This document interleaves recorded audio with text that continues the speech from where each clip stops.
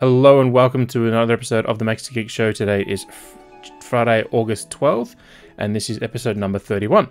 There's been some big news, some slow news, and some all-around other news. If you're watching the VOD, you will have realised that I was talking without the mic on, which I've done many times. So let's get straight back into the news.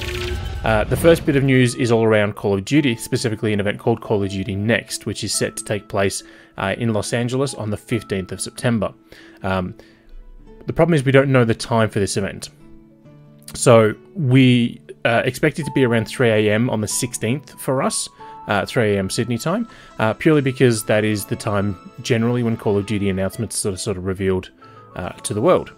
Usually around 10 AM Los Angeles time, which for this time of year for us would be 3 AM Sydney time. We do know that there will be a full reveal of the Call of Duty multiplayer, Call of Duty Modern Warfare 2 multiplayer mode. We'll also get updates for Warzone and Call of Duty Mobile, and potentially Call of Duty Warzone for mobile. We do know that there will be some surprises because they've said there will be. What they are, we have no clue on. They could be something completely new for Call of Duty. It could be, the Call of Duty Modern Warfare 3, Xbox 360 game has its remaster announced for its campaign. We really don't know. It could be great. It could just be a lot of, watching other people play because they have said that, a multitude of streamers will be at the event playing the game in real time. Who knows what that means in the grand scheme of things, but for now, we have to wait on them to confirm their time for it. It could be good, it could not be good, but we'll wait and see. The other Call of Duty news that we got this week are the dates for the Call of Duty Modern Warfare 2 multiplayer beta. So the beta we knew was coming. It is absolutely not a surprise. They do it every year. I don't know why they do it every year because, it's not as if they get millions and upon millions of more players, from year to year. So they know what to expect. I think they just do it because it's good marketing for them. It's good way to hype up the product. As always, the beta is first on PlayStation because of the deal that Sony struck with Activision many years ago. Once it's done with its first weekend there, it will then be open up to other platforms. Of course, though, it is not straightforward. You can't just access the beta, willy-nilly. So there are 2 weekends. As I said, the first weekend will begin at 3 AM. There's that lovely 3 AM time again that Activision love for their Call of Duty stuff. 3 AM on Saturday, September 17th, and it will run through to Tuesday, the 20th of September. Access for the beta on that weekend will be for those who have pre-ordered the game or have been gifted a beta access code. Some of those codes may be released over the Call of Duty Next event, which takes place, the day before the beta kicks off. It could be, given out on social media. Your favorite streamer may be given some by Activision to give away. We don't know, but that's how you access that beta. Now, that is, of course, only for PlayStation console. So PlayStation 4 and PlayStation 5 will be the only ones able to access the beta on that weekend. If you have an Xbox or a PC, you need to wait. The second beta weekend is literally the following weekend. It, however, will run from Friday, September 23rd at 3 AM through Monday, the 26th of September. Now, with this one, there are some real important caveats that you pay attention to. The first is that this weekend has both a sort of access restricted portion, in that you need to either pre-order the game or have a code, and an open for everyone portion. So the first 2 days will be open to everyone who's pre-ordered the game or been given a code for all platforms. So that's PlayStation 4, Xbox One, PC, PlayStation 5, and Xbox Series X and S. And the best thing is crossplay will be online for the beta weekend. So if you do happen to have it on Xbox and your friend has it on PlayStation, you can still play together in the beta. For the first 2 days, as I said, you do need to have the access code. Otherwise, you can't get in. The second 2 days of the weekend, so basically the Sunday and Monday, access will be open to everyone. There will be no requirements to have pre-ordered. So if you're umming and ahhing about getting the game because you're a multiplayer fan, you're not sure because they've not said anything about the multiplayer, You will have the Sunday and Monday of the weekend of the 23rd, so it'll be the 25th of September and the 26th. That'll be your chance to get in and play the multiplayer beta. Again, we don't know what content is in the beta because they've not detailed anything. And there we go for the thing. So yeah, it is the same. You know, they've done it in years past this way, where, you know, it's PlayStation get it one weekend, everyone else gets it the second weekend. What is very, very cool though is, I mean, obviously, you know, if you can get a code from someone to get in, you're fine. You know, if you pre-order it digitally, you'll get access as well. Some retailers may have codes to give out as well for pre-orders, but there's no guarantee on which of those would have them, if in fact, you know, it is there to be had. But it is something that I think is very, very cool that they're still doing it. With all that good news, though, we do have a little bit of bad news, and that is some delays from the week. So 2 games got delays, one of which we honestly hadn't heard anything, you know, on in quite a while, and that is Metal Slug Tactics. So Metal Slug Tactics was first revealed during I want to say the PC Gaming Show back in 2021, but it may be the Future Game Show. It's one of those events. And then like a week later, it was revealed by Nintendo to be coming to Switch as well. So far since then, it's only been announced for PC and Switch. And as the name implies, it is a tactics game set within the Metal Slug universe. I'll just pop the trailer on here while I talk. So we knew that it was coming. It was due to release, you know, sometime in 2022, but there was never any details for it announced. What we learnt today is that the developers have just, you know, said they needed more time to have it done. So they've decided to delay the game into 2023 in order to get that sorted.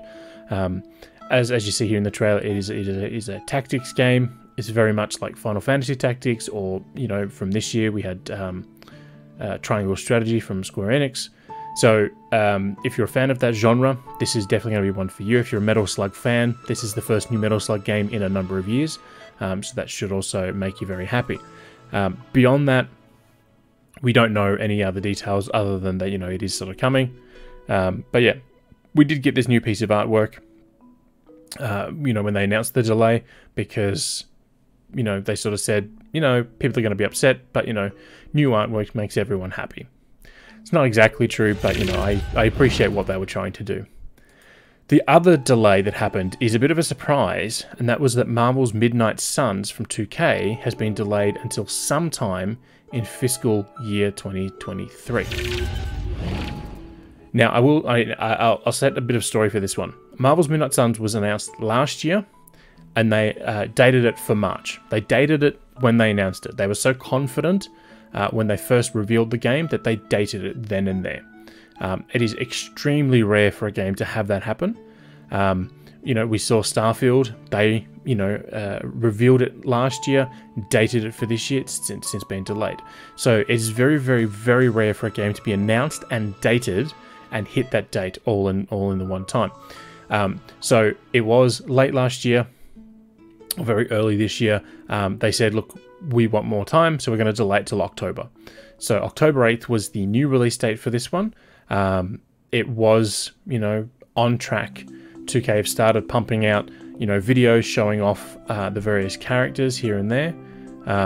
I don't have them in the story here, to say, you know, this is what Captain America is. These are his abilities. This is what Iron Man is. These are his abilities.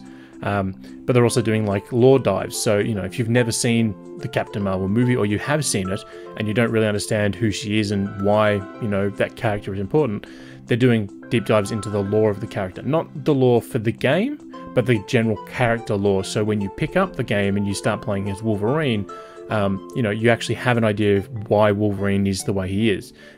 If your only exposure to the character is the Hugh Jackman portrayal, which is very cool, he did a great job, but, you know, the big difference between Wolverine and Hugh Jackman is about 8 inches in height. Wolverine's like 5'2", Hugh Jackman's like 6 foot. So that was always a big thing with some fans of the comics, you know, that Hugh Jackman was cast because he was too tall to play Wolverine. You know, that's a whole another thing. But they're doing these lore dives. The reason why it's so weird is because, you know, they released a statement afterwards saying, hey, you know, we just need more time for this. When it was announced that it was being delayed, it was done through the investor relations call that they did after they announced their, results for the quarter. This is where things get really, really trippy and weird on it. The PC, Xbox Series X and S, and PlayStation 5 versions of the game have been dated for the fiscal 2023 calendar year for the US. Their calendar year starts October 1st. Sorry, their fiscal year starts October 1st and runs through September 30. So the 2023 fiscal year begins October 1st this year and runs through to September 30th, 2023. What this means is that the game was supposed to release in October, at the start of the 2023 fiscal year. That could now be delayed to say, they could mean it could be January 1st, for example, or it could be September 30th next year. The problem is they've not said anything about when that's going to happen, that it will just be sometime in that year. Now, if you're wondering about the Xbox One, PlayStation 4 or Switch versions of the game, they are apparently still coming, but they've decided not to put any release window attached to them. So the PC and the next-gen versions of the game are coming out sometime before September 30 next year. The previous gen and Switch versions of the game have no release window now. So they could be out on October 1st next year. They could be out, the same day. It may end up being the same day. They did say they will stagger them, so it's unlikely to be the same day. But if for example, the PC, the PC group comes out on September 30th next year, we may not see the Switch and the PS4 and Xbox One version till say mid-January 2024. It is honestly a fumble of epic proportions that this has happened. Not that it's been delayed, delays do happen, and that's not the issue here. The issue is that this game was revealed and dated to have a release date, 6 months after it was announced. Out of nowhere, they said, hey, we need more time. They gave themselves another 6 months. And then, 3 months and change, or 2 and a bit months and change, from the game's release, they said, hey, we're delaying it, we need more time. And this isn't a delay, hey, we're delaying it to this date. This is, hey, we're going to delay it, but we have no idea when it's going to be ready. To put into context, Cyberpunk got, dated, at E3 for an April the following year. It got delayed to September, then got delayed to November, and then it got delayed, I think, a few extra weeks till December, and they basically just said, here's the game, right? We know how that released, that's not my point. The thing is, every time they further delayed it, they gave it another release date. They said, this is the date we're aiming for, right? We know what we need to do. This is what we're going to hit. The fact that this game doesn't have a release window other than sometime in their next fiscal year is the part that's concerning. There are, talks that the card system the game uses to do the mechanics in battle is not well received. How that shapes up, long term, who knows? It could be very, very cool for people.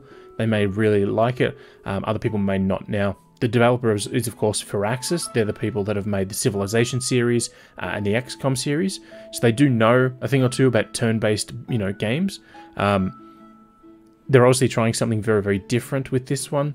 And if the reports are to be believed that people aren't all that happy with it, they may be thinking, hey, how can we improve this going forward? What is interesting is since the delay was announced, they're still releasing those deep dive videos. So there's still the video for Wolverine, for the lore and that. There's still the Captain Marvel one that released post it. Obviously, the lore videos, they're fine, they can release whenever, but these gameplay deep dives are still showing off the card mechanics and, what, the buffs are for this character and what the special attack is and all that sort of stuff. If that impacts things in the future, we'll have to wait and see. But yeah, it is just honestly a very, very weird situation because as far as we knew, everything was on track, and if it did need a delay, a release date for it wouldn't have been unexpected with that delay. But the fact that there's no release date, and they're basically giving themselves another year and change if they go for a September release, between when it was delayed and its new release date, that does not bode well for the game itself. Moving away from the sad and weird news of that one to something a little cuter, we have a release date now for Kirby's Dream Buffet. So Kirby's Dream Buffet is a new multiplayer-focused Kirby game because they're either single-player sort of focused or they're multiplayer-focused. There's no in-between with the Kirby ones. But this is a competitive game where you play as Kirby, not necessarily the pink Kirby. We see the teal one in the background there. And your purpose is to get to the end of a race, end of a run, being the biggest Kirby around. So I will put on the overview trailer they released while we talk. So basically, the game requires you to roll around, eat strawberries, and the more strawberries you eat, the bigger you get. As you get bigger, you'll end up you can knock opponents off the track. There are power-ups to pick up, to do things. That's just watching, Kirby discover this giant cake. He was, it was a regular cake. He was going to eat it, but now it's massive because he's tiny. The game itself is now set to release on August 17th. So we knew that it was due to release sometime in August because they said in July it would release sometime in the winter. So we knew that was coming.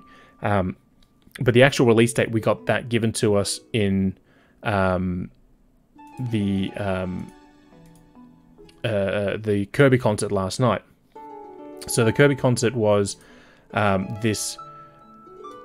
I'm not going to say it was a filled event of news and everything, but they talked about Kirby's 30th year. They played obviously a lot of music from the series, but then there was a whole thing for like the Kirby anime is getting a Blu-ray release in in Japan, right? So there was a lot of stuff like that, and this was sort of just delivered in between one of the sets of music to say, hey, it's coming out on August 17th. Now we do know that in Japan it's releasing for 1,500 yen, which converted to Australian dollars at the moment is about 22.50 because that's what it's listed as on the eShop. It's not an exact thing.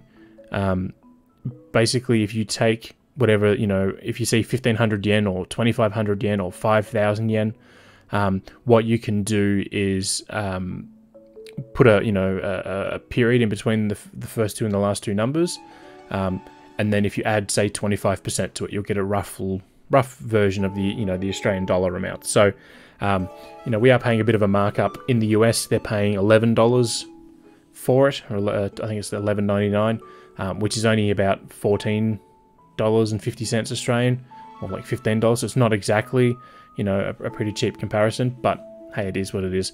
The only thing that I'm worried about with this game is it's $20. It's a multiplayer focused game, and it's very narrow in its scope. There's races, there's battle royale, but is it a battle royale with only 4 players? I don't think you can call it that. They're saying here there's extra stages in the game, but to get them you've got to grind by getting strawberries. The more strawberries you eat, the more levels you can unlock. Which is no different to the Mario Kart system of the more coins you collect, the more kart pieces you unlock. But that's not tracks. That's kart pieces. You don't need to spend 40 hours in Mario Kart to unlock a new racetrack. So yeah, it seems a bit weird to do it that way, but hey, it is what it is. The game does look very, very cute. I would very much appreciate if this was a release inside of Nintendo Switch Online, the expansion pack, same as they've done with the Mario Kart 8 Booster Course pack, the Splatoon 2 Octo expansion, and the Happy Home Designer expansion for Animal Crossing. I feel this would be a great addition to that, or even just a regular Nintendo Switch Online like Pac-Man 99 and Tetris 99. But for now, we have to sort of leave it as they've provided it, which is a little bit of a shame, but it is what it is. Moving on to the world of PlayStation Plus, the August lineup for games coming have been announced. So much like was said by PlayStation earlier in the month, or late last month, I should say, a bunch of Yakuza games are being added to the service. And a few others have been announced as well. So this, of course, is for those members on the PlayStation Plus, new tiers. So the deluxe, the extra or the premium. So if you're on the standard $80 a year PlayStation Plus, that is the PlayStation Plus Essential lineup, that gets you your you know, your couple of free games a month, your online access, cloud saves and discounts. The extra gives you the PlayStation 4 / PlayStation 5 games library, and then the premium gives you the retro consoles as well. So the, you know, PS1 games, the PS2 games, and the PSP games.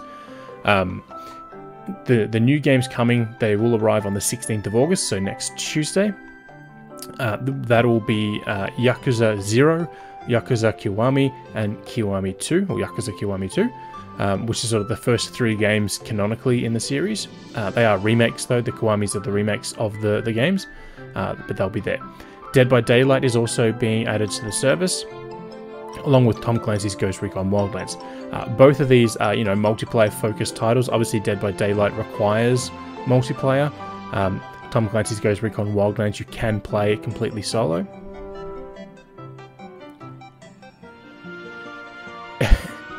That would have made it some more sense. Their descriptions are different in all the regions as well, so they're not exactly you know, one for one. But yeah, so Ghost Recon Wildlands is a game you can play solo, but it is a hell of a lot of fun if you do play it with friends. Also, Bugsnax is coming back to PlayStation Plus, you know, if you're on these new tiers. That was a PlayStation 5, PlayStation Plus launch game, so, you know, it's there as well. It's also either just come out or about to come out for Xbox and Switch, so it's nice to see it getting, you know, sort of a resurgence. They also announced a few other more Ubisoft titles, Trials of Manners in there, you know, Monopoly games and all that. As always, you know, these are only available for those tiers. So the PlayStation Plus Deluxe and PlayStation Plus Extra. If you are like me and you're not someone who plays, you know, 1 new game or, you know, 3 new games every week, you may want to, you know, check the value of this. Obviously, the other thing too is the Deluxe does come with those retro games. There's been no new announcement of any new retro games being added in this month's lineup. And I mentioned this a while ago, and I've said it to friends, but, you know, a lot of these PS2 games that they've added, they've already been ported to PS4. So they're not PS2 games, like they're not emulated PlayStation 2 games. They're PlayStation 4 ports of PS2 games. They're including, if you own, you know, the Deluxe line, the Deluxe tier.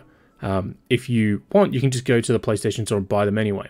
And I know this because I got a bunch of them with my Star Wars themed PlayStation 4 Pro console years ago. So they were already, you know, enhanced and plussed up for the PS4.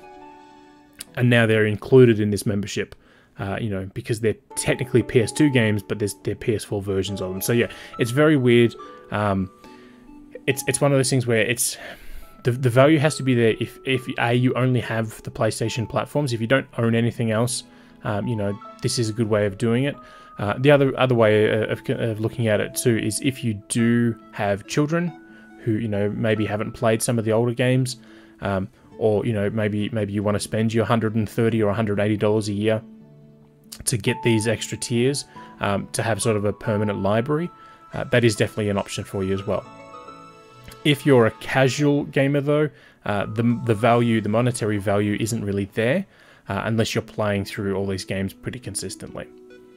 From my point of view anyway, the Essentials is still the better option, because you do get a couple of free games a month or included games a month, and, you know, you're not going to have to spend, you know, $130 a year to get them.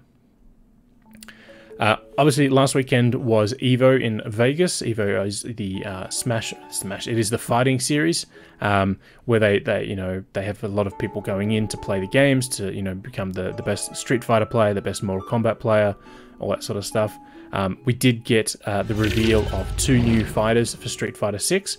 One of whom is a returning character from Street Fighter 5, where they made their debut, and one is an all-new character entirely.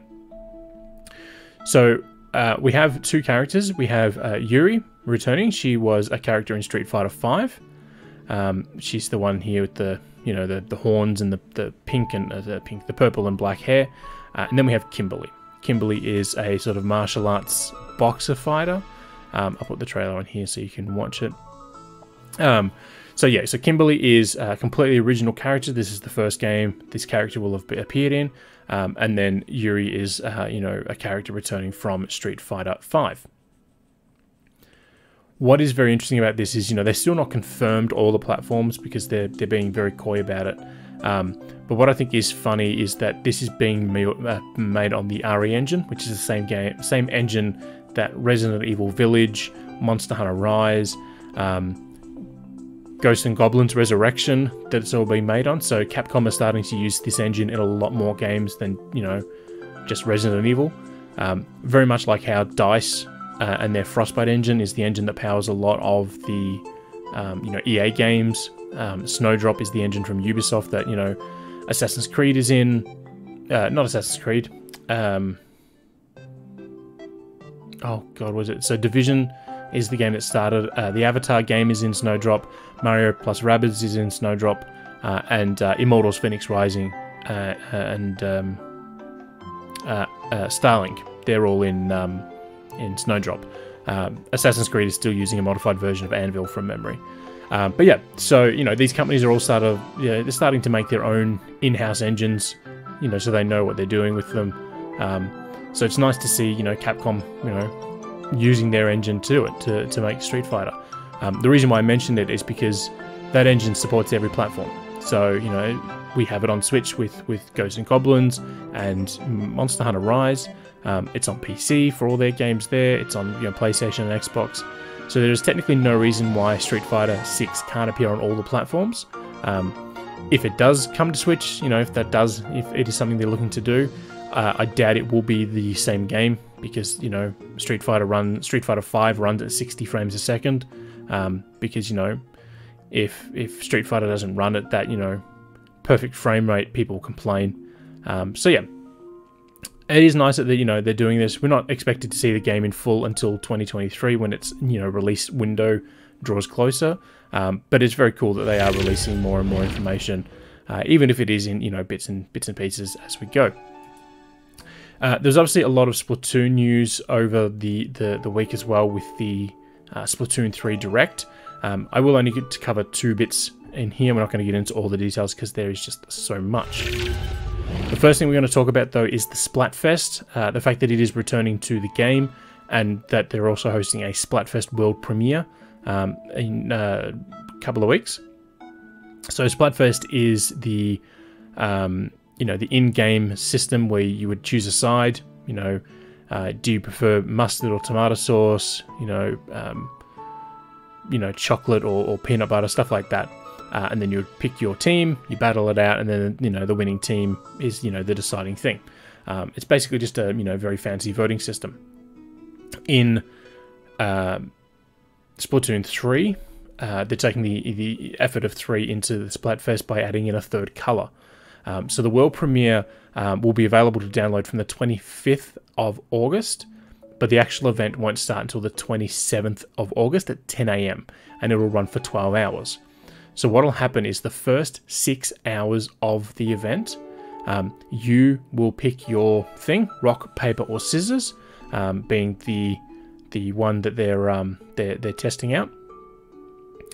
Once the first 6 hours have passed, if you've picked Team Rock, and Team Rock becomes the winner, it's the one with the most, you know, the most wins at the end of those 6 hours. Everyone on Team Paper and Team Scissors gets split into a third. Into another team, and then those 2 teams have to fight against Team Rock, which is how we get the 3-player thing here. So if I bring up the screenshot, so the way that it works is if Team Rock was the team here in the middle, the ones marked as first, they start either side of the map. So instead of being at the very back or the very front of the map, like would be traditional, they start in the middle. Which gives them, you know, more ground to cover, but they only have 2 players on each side. The 2 losing teams get split. They get 2 players off to the left in the far left corner here where the second team start, or the second place team, and then 2 players go off to the right. Okay, so that is how we get the tricolor turf war. So there's three groups in there, but 2 teams are on the one side fighting against the winning team. It's a little weird they're doing it that way, but it is what it is, I suppose. Yeah, so all the details are in here. It is interesting that they added a 3rd thing in here. I suspect it's more just because they needed to, you know, zhuzh up the Splatfest mechanic. We haven't had a Splatfest for a while. We did have a random one, I want to say in 2020. I may be wrong on that, but there was one that just sort of popped up out of nowhere, you know, for no real reason. But you know, that was fun. They have they do give out in-game shirts for your characters to wear to sort of, you know, promote the event while it's happening. At the end of the event, you have to give the shirt back. Your character doesn't get to keep it, but this time you'll be able to exchange the shirts for, you know, in-game currency to get other things later on, which I think is very, very cool. In terms of the other sort of stuff we're going to cover off, that's pretty much everything else. You're welcome, Tabs. It isn't the most you know, natural thing with how it's split up into, you know, 6 hours in you know, a free-for-all and then 6 hours as a combined event, but I get what they're trying for. It'll just take a while for everyone else to get their head around it, I think. The other sort of two modes that sort of were detailed is the Table Turf War, which is literally a digital card game that's being included as part of Splatoon 3.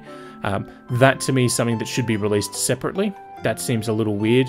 That would be like making an Elder Scrolls game and then putting a card game inside of an Elder Scrolls. Oh wait, they've already done that.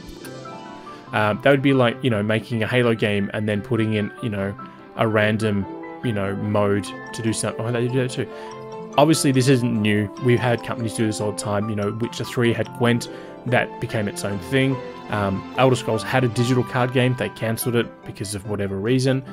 They now brought digital cards into the Elder Scrolls Online. So I really would have preferred this to be its own thing.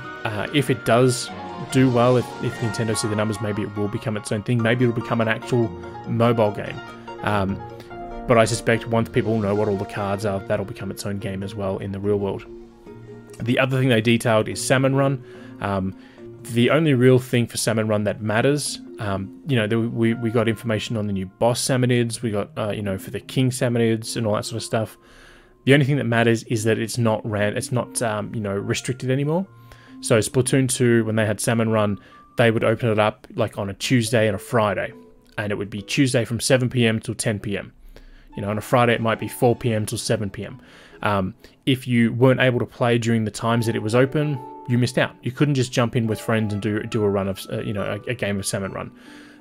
That is not the case going forward with Splatoon 3. It'll be available at any time, so at any point you and your friends can team up and jump in and start playing in that mode. So that is very, very cool. The rest of everything that they talked about was that, you know, they deep dived into the stages for Splatoon 3, some of the new weapons, the shops, the online lobbies.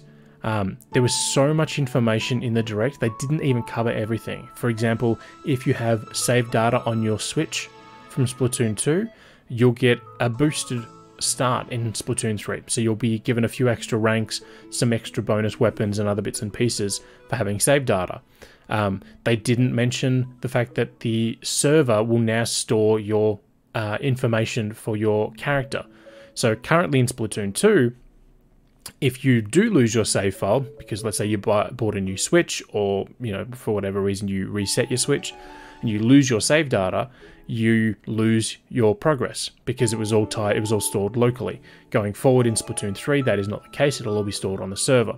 So there's a whole bunch of stuff they did not detail in the Direct. They released a massive blog post about it afterwards, but nothing from the Direct. So we're kind of going to speed through you know, these things. So I did sort of put everything in a priority order for me. So the first thing that I put in there is the return of the Mammalians, which is the story mode for the game. They didn't really cover off much about it. You know, they said that your character is called Agent 3. Small Fry, who's the little fish guy that we saw in the very first trailer for the game, he's your buddy. He goes with you on your adventure. We know it takes place in a location called Alterna, and there's this what they call fuzzy ooze, which is maybe giving, you know, the Octarians hair now, which is why, you know, mammalians, because mammals have hair and, you know, squids and that do not. They haven't detailed a lot of it. I suspect it's because it's not going to be very long, like they weren't in the first two games, but we'll have to wait and see. Turf War is obviously the main multiplayer mode. There are additional modes as part of what they call Anarchy Battle, but we'll get into that in a moment. So Turf War is still pretty much the same. 2 teams of 4 players face off in 3-minute rounds. The team that covers the most ground wins. The big sort of changes here are there are new movement options for your character. So there's a move called the Squid Surge, which allows you to basically boost up the side of things faster, and Squid Roll, which lets you sort of do a barrel roll essentially in the air after jumping out of the ink. If you time that correctly, there's a moment where your squid spins, where the ink that hits it will be reflected off. So it's one of those things that if you're being shot at, if you time it correctly, you can use that to deflect the ink and get away safely. Other than that, it's still pretty much the same thing. It's still just more Turf War. We got some information about some of the stages. So there are 2 areas that the game is pulling stages from. There is the Splatlands, which is the new location for Splatoon 3, and there's Inkopolis, which is the locations from Splatoon 1 and 2. So we got 5 new stages announced for Splatoon 3, so these are brand new for this game. We have Scorch Gorge, Eel Tail Alley, Mincemeat Metalworks, Undertow Spillway, and Hagglefish Market. These are all locations set within the Splatlands. So these are all new stages, they're all in the new Splatoon 3 world. There are 7 more returning stages from Splatoon 2. They are Museum di El Doncino, Hammerhead Bridge, Mahi Mahi Resort, Inkblot Art Academy, Sturgeon Shipyard, Mako Mart, and Woohoo World. Those are all from Inkopolis. So they're all returning. They're modified, and like Hammerhead Bridge, for example, is now complete, whereas in Splatoon 2 it was under construction. So they're all new stages. Here's some screenshots of them there. So these are all returning stages. They all look very, very cool. Nothing all that fancy about them. What is interesting, though, is that they've said, as part of their release cadence, every 3 months a new catalogue will be released for Splatoon 3.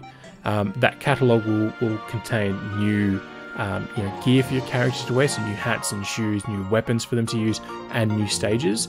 And that will be 2 years worth of content. So there will be 8 catalogues released after the game launches. So every 3 months there'll be a new wave of content for the game for 2 years. We got new details about some of the weapons. We have the Tri-Stringer, which is the crossbow thing or the bow and arrow we've seen in the marketing. And then we got the Splatana Wiper, which is a kind of looks a bit like the roller weapon from Splatoon 2. But this one, it behaves more like a blade rather than a giant rolling pin. You can just waggle it around to do some sort of light damage, or you can charge it up to a big slash attack. In terms of the shops, we have Naut Couture, Mano Wardrobe, and Crustacean for hats, shirts and shoes. The only one that's sort of important to know about is Ammo Nights, which is where Sheldon works. So Ammo Nights is where you get weapons. Weapons for this is a little different. In order to purchase a weapon, you need a Sheldon license. You earn Sheldon licenses by playing and winning in battles, or by using the same gun or the same weapon repeatedly. So if you use the splatter shot over and over and over and over again, you'll eventually earn a Sheldon license. That Sheldon license can then be used to buy a new gun, or it can be used to buy a new version of the splatter shot, or you can use multiple Sheldon licenses to basically unlock what they call the spicy version of the weapon, giving you more power. You cannot use coins to buy weapons. So if you have a bank of 50,000 coins, that's not going to help you with weapons. You can only get weapons with the Sheldon license, which is a big departure from what it was in the previous games. I'm not sure why they decided to do it this way, but they did. They just decided they needed to change it, apparently. Naut Couture, Mano Wardrobe, and Crush Station all use coins, so you can use coins to buy new shoes and shirts and hats. So there's 2 different currencies. There's the third one, and the third one requires chunks. So if you find Merch, he's floating around in the main square. Merch can apply buffs to your character's gear. So if we see here in the screenshot on the VOD, there is a pair of sunglasses. If you buy the sunglasses and it comes with a buff, like run speed up, you can keep them that way. If, for example, you already have a shirt that does that and you want maybe, you know, extra health or a slightly larger, you know, capacity for your ink, you can use chunks to apply that buff to the item. So you get, so here in this screenshot, you know, there's a pair of shoes here that have an ink resistance up buff. But if you don't want that on the shoes, or you buy a pair of shoes that look really cool but don't have a buff, you can have one applied of your choice. It's very, very weird, but so there's 3 different currencies you need to unlock all the different gear and items in the game. The final shop is called Hotlantis. Thankfully, Hotlantis just uses coins, but what you use Hotlantis for is to decorate things. So you can buy stickers and items and all that sort of stuff to put in your locker in the lobby. So when you join the online lobby of Splatoon 3, you'll have access to your locker. Your locker is yours. You can customize it, make it look however you want. There's no benefits to doing that. They didn't you know, list anything during the direct. It's just a visual thing. While your character is walking around the lobby, there'll be holograms of your friends in there that you can interact with. You can, you know, send them invites to have them join. But yeah, the lockers are just sort of sitting in the background. With all the different outfits and everything, there will be the ability to save presets of outfits. So if you're going into a Splatfest, maybe you want to have, you know, a different set of you know, clothes and hats and shoes to wear. The game will let you save 5 presets to the game itself, and you can swap through them at a booth. Or if you have any of the Splatoon series amiibo, so that's any of the ones that are branded Splatoon, or the Smash Brothers amiibo, there's 2 Splatoon Smash amiibo, you'll be able to use those to store a preset as well. So it's 1 preset per amiibo. That means if you use all the you know, the different variants of the Splatoon amiibo and the in-game store, you'll be able to have 25 different presets of outfits and weapons saved, which I think is kind of cool. I'm very happy that they're not, you know, paywalling all this behind, you know, you have to have an amiibo to do it. But it's nice that they're doing it. Speaking of amiibo, we did get confirmation of a new triple pack coming here sometime in the summer months. We don't know if it is December or if it's going to be in the new year. We just know it'll be sometime in the summer months. They feature what they call Octoling Girl Yellow, Octarian Boy Blue, and Small Fry. Small Fry, again, is the buddy that goes with you. It's a triple pack. The recommended retail price here in Australia is $70, so it is a very, very expensive triple pack because the cost of amiibo have gone up. As reported on by Vooks earlier in the day, the Splatoon amiibos, most of them are now available again on the My Nintendo store here in Australia and New Zealand to pre-order. You know, the original 3-pack, the Octarian 3-pack, or the Callie Marie or Pearl and Marina twin packs. The variant color pack isn't in there, and there's no Smash Splatoon amiibo in there either, so there's not all of them, but there's a good variety of them, and that's just the box art for there. As I mentioned earlier, the other battle mechanic is from Turf War is the Anarchy battles, and that is where the deep cut trio comes in with Shiver, Fry, and Big Man being the Manta Ray. They host the in-game TV series, the Anarchy Report, and they will provide updates about what maps are in the rotation, all that sort of stuff. Within Anarchy Battle, there will be 4 game modes: Splat Zones, Tower Control, Rainmaker, and Clam Blitz. Clam Blitz is a new mode. Basically, you have to play basketball with clamshells while, you know, avoiding everybody else. That's the best way I can describe it. So here's a screenshot of Clam Blitz in action. So you can see a little clam here in the bottom left corner of the screen image, and then the basket in there. And again, I mentioned about the post-launch support, but if I bring up here, this is the blog post. You know, they go into detail about the lobby, the test fire range, you know, what Judd's up to, you know, playing with friends, playing with ghosts, all the shops. It's all there. It is a lot of information. And again, that's still very high level. Like, I didn't go into detail on a lot of the things in there because who has the time to go through all that? Nintendo themselves hosted, you know, a 30-minute direct, and they didn't even cover everything that these modes, you know, that they revealed afterwards. So not even counting the save data transfer and the server side stuff, they still didn't cover everything off.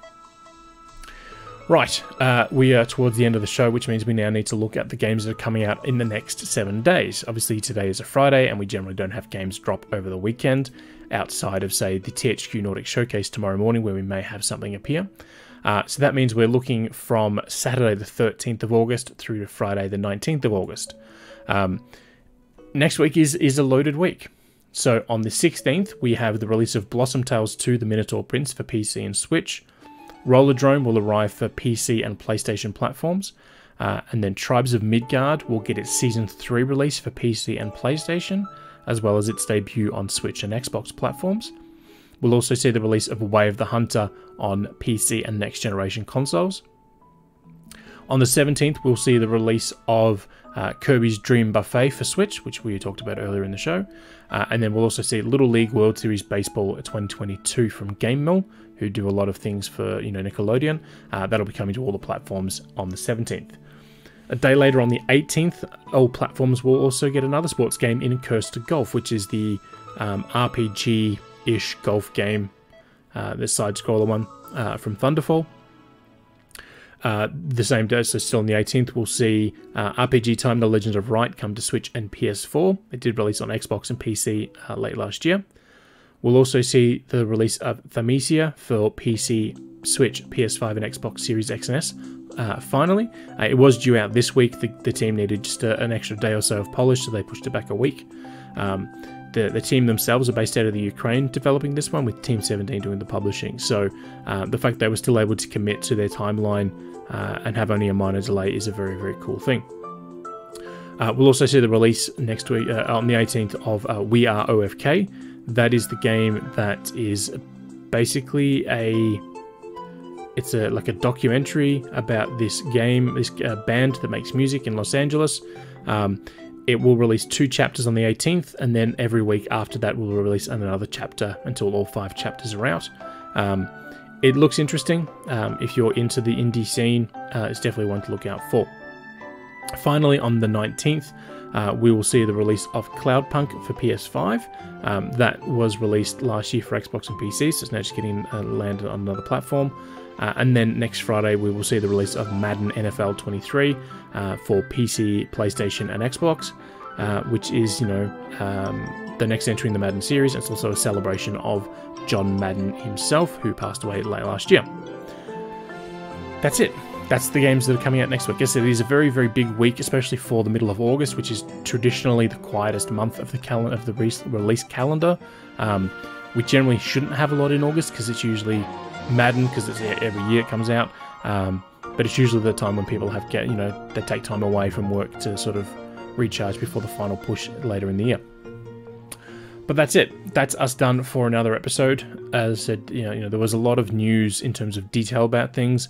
Not a whole lot in terms of what, we had, but in terms of, the amount of things we had news from. But, that Splatoon one was absolutely loaded.